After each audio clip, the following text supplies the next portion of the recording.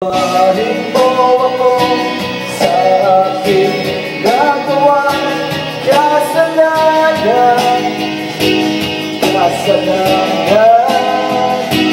Patawarin mo kasalanan.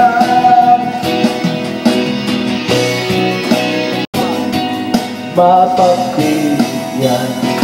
Patawarin mo ako sa aking nagawang kasalanan.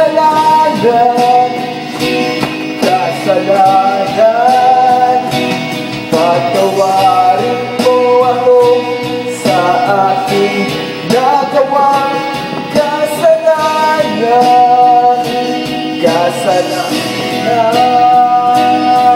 Patawad ang isang salitang animoy, isang parusa, ito'y sasabutin mo lang. Kung lahat ay huli na at di na maibabalik